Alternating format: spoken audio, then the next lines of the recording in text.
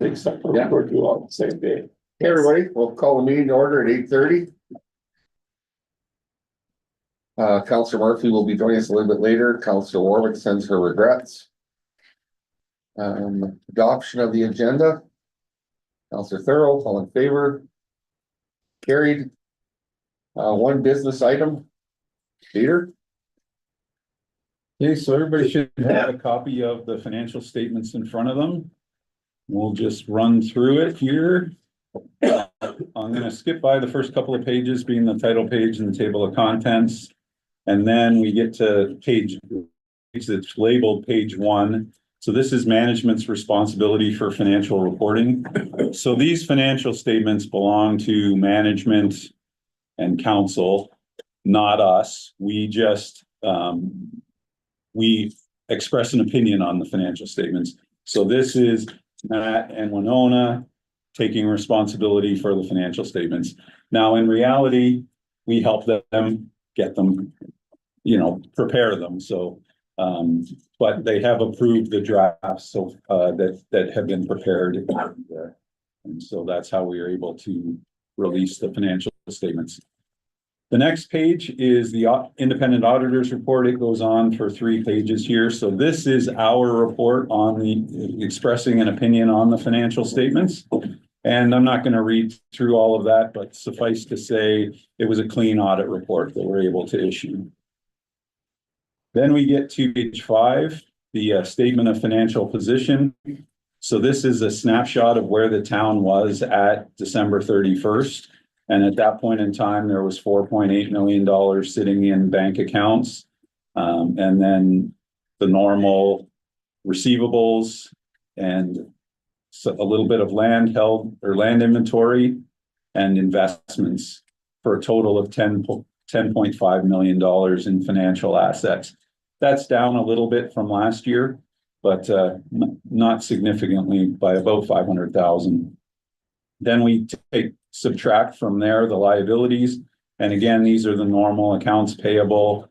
There's deferred revenue there. That's come down quite a bit by about 800,000. We'll get into that in a little more detail when you can see the note references there when we look at the notes. Then there's some employee benefits obligation payable and some asset retirement obligation payable. So the net financial assets come down to 7.1 million, which is actually up by about 300 or 230,000 from last year. Then we get to the non-financial assets, and the biggest item there is the tangible capital assets. And you can see that it's gone up by a little over $6 million. So that is mainly the downtown revitalization project. Then we get to page 6, the statement of operations. So this is the money coming in and the expenses going out. And you can see there was the revenue was about the same as last year at 7.8 million. And the expenses, again, about the same as last year, 7.9 million versus 7.7 last year. So we end up with a shortfall of revenue over expenses of 103,000. And then we add to that the government transfers for capital of 6.1 million and the other capital reserves or other capital revenue of 273 to get to an excess of revenue over expenses of 6.3 million. Bringing our accumulated surplus that we started the year at 37 million to 44 million at the end of the year. The next page, page 7, is the statement of changes in net financial assets. So we start with the excess of revenue over expenses from the previous page.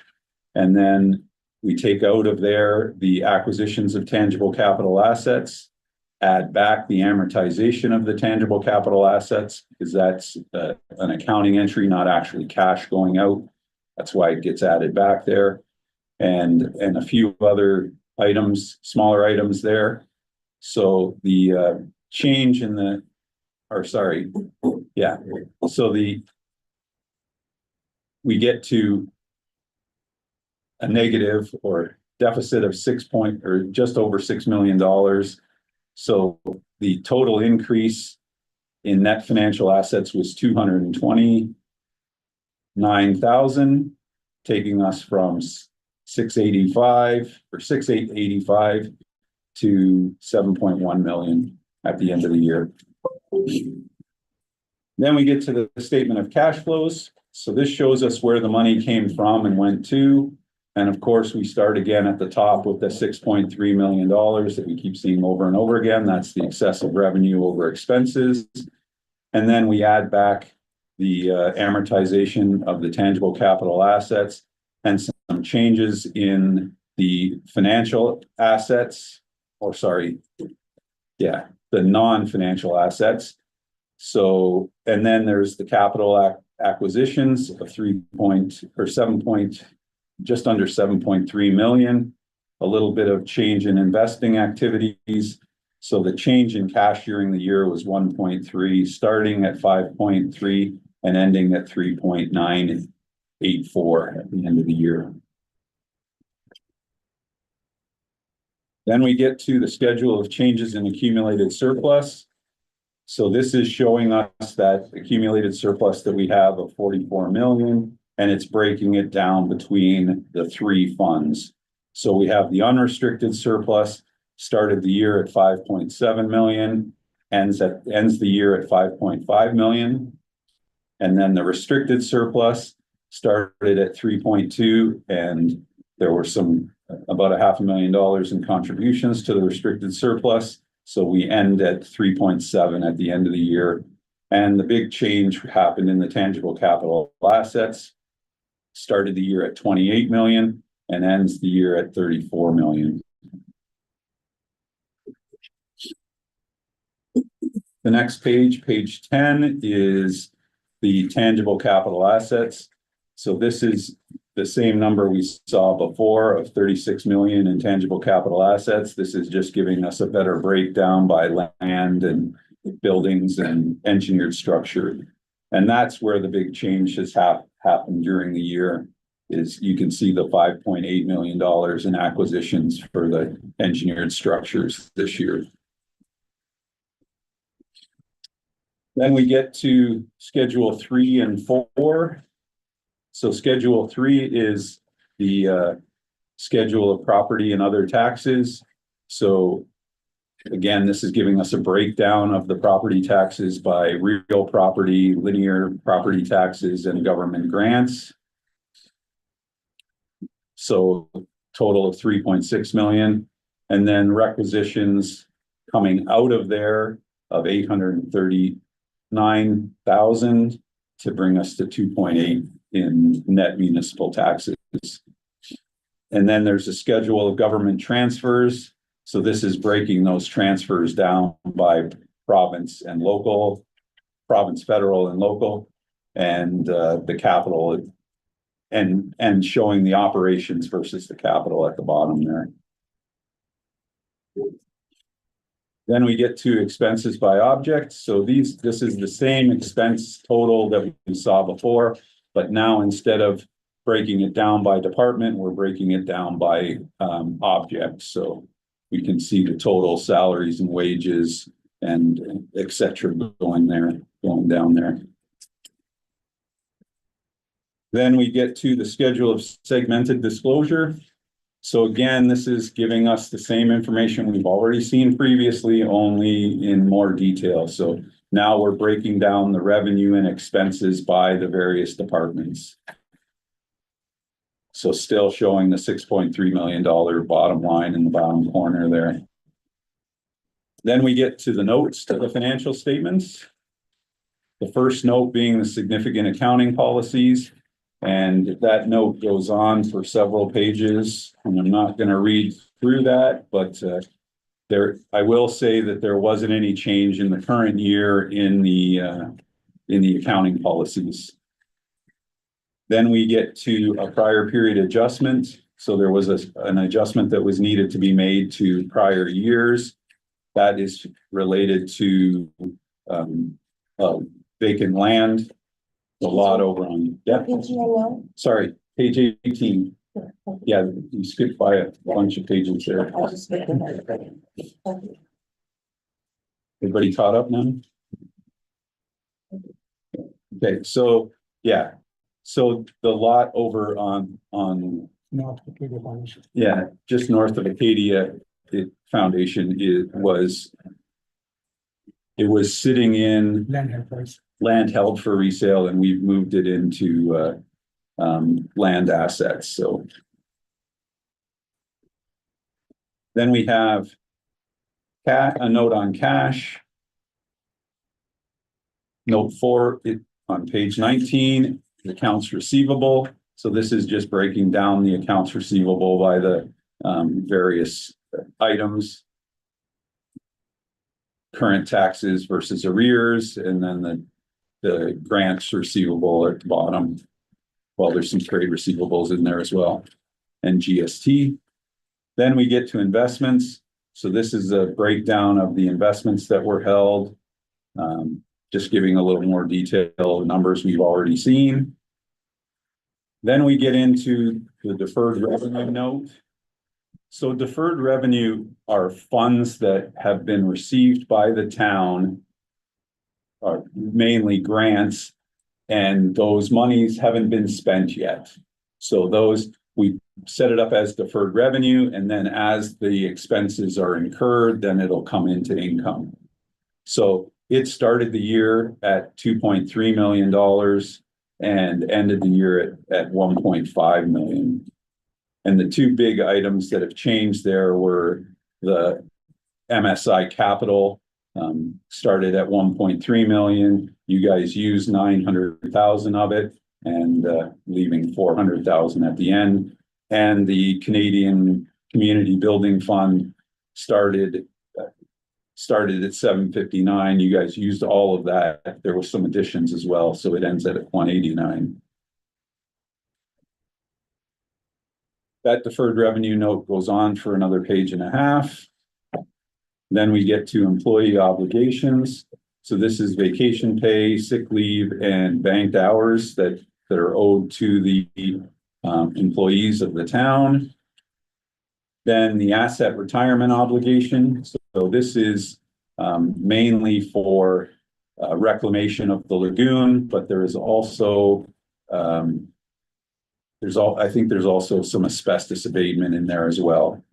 So those are obligations that at some point in time the town is going to have to realize and pay for. So we're accounting for it as we go, so that when the lagoon does come to the end of its life, the money is set aside or allocated to do that reclamation work. So, contaminated site liability. That's just a note on that. And note 10 is the accumulated surplus. So this is giving us more detail of what the breakdown of the unrestricted funds versus the capital funds. Yeah, giving more detail there. And then equity and tangible capital assets, again, breaking it down by the total of the tangible capital assets minus accumulated amortization minus that asset retirement obligation.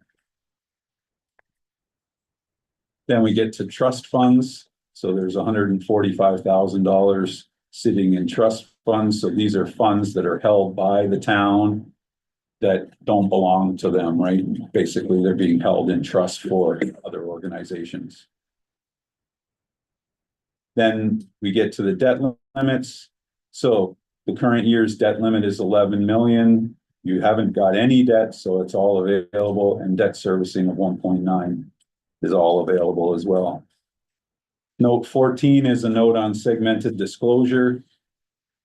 Note 15 on page 25 now is budget data. So this is just giving us a breakdown of the budget, the way it appears on our financial statements. And the utility franchise agreement. Note 16.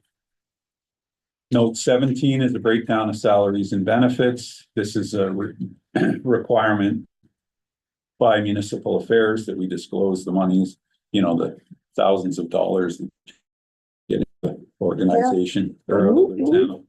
Big bucks. Big bucks. Yeah.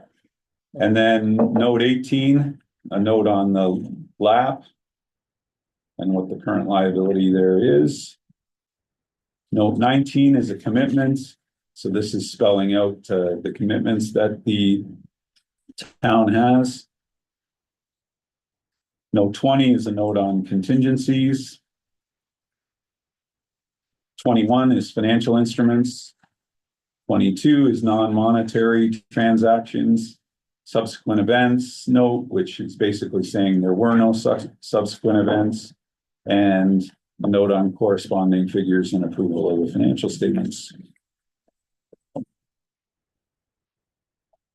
So also included in your package is a copy of the FIR,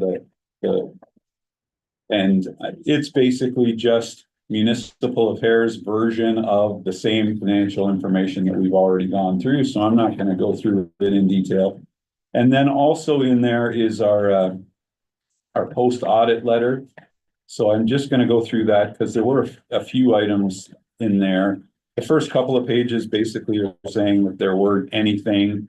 And then at the bottom of page 2, there were a couple of matters that were identified. Matter 1 being authorizing of employee time records. And so we've spoken to management about that, and that's going to get resolved. And then the second one was approval of journal entries, and again, that also is going to get resolved. So, or is already being resolved. There also behind that letter is some unadjusted errors. So when we do the audit, we have what we call materiality. So an amount that we can accept in errors without having to adjust the financial statements. And there were a few items that we decided were better to not adjust and just put in our schedule of unadjusted errors instead of actually making those adjustments. The biggest one there is the amortization.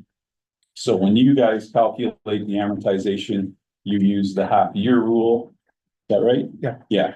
And in actual fact, it should be prorated by the number of months that acquisition happens, which of course makes the calculation a little more complicated.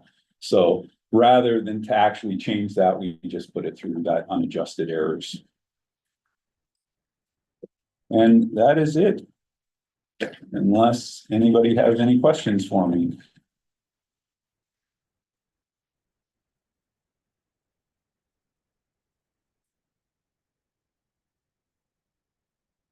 Everybody understood everything? It was just the debt one there. So we're allowed with what we've got coming in and what's going out is $11 million. So if we had a big emergency. Right. Yes. Or a big project that Yeah. we wanted to take on, yes. That's your borrowing capacity based on municipal affairs formula. Well, That's the maximum you can get. yeah, Um, without having to go through the. yeah, without being in violation of the municipal affairs debt limit regulations. Are you gonna go out with a bang here before election, Bernie? No. Yes. Like Keep in that. mind, somebody has to pay that debt back. right? Yeah. That's right. Well, But there's been some discussion about housing and things, and so, you know, I don't know that would be a reason going into debt when we have no debt, which I think is quite wonderful to be in that situation. Yes. But I guess if that is a temporary thing, sort of like an interim or other monies coming in, say from a grant application or money from the government. Yeah. To secure any sort of housing, construction and that sort of thing in that situation. Yeah, yeah. Thank you. And especially if that funding project was able to sort of service that debt and they just Yeah. needed you to Yeah, provide it, right? sort of on a temporary, Yeah. think of that. And you guys will be able to access a very good rate, interest rate versus what a not-for-profit might be able to get if they took on a housing project of their own, right? Through Alberta municipalities. Right, okay. Just a thought. Thank you. I think you're gonna get better rate if you go to Alberta Capital Finance because they have lower interest rates and the interest rates have went down quite a bit this year. Yes, So depending, I think you can go on the website and it tells you like for 3-year, 5-year, 10-year, 15, 30 years, how much interest rate you're gonna get. And that's gonna be fixed for that term, like that's not gonna change. So it kind of brings a little bit more predictability into the payments too, if you go through Alberta Capital Finance. And do you get penalized if you pay it off early? Like if it is just if it was just to be, used on a short-term basis, I guess that would be the agreement within the loan per se. But, should a person be able to pay or an organization be able to pay it off earlier?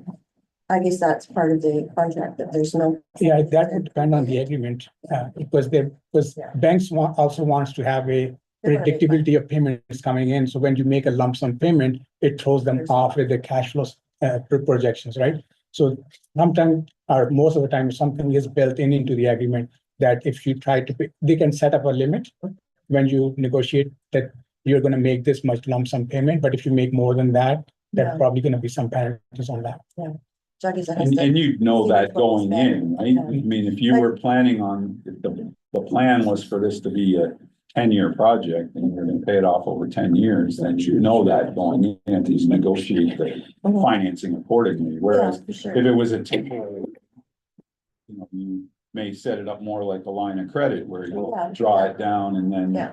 now you may pay a slightly higher interest rate on the line of credit versus a mortgage or anything. But overall, it may be cheaper Yeah. and not just, say you're assuming that the government money will come in X number of months and it comes in a lot earlier, then it could be, but yeah, it would have to be financially. Okay.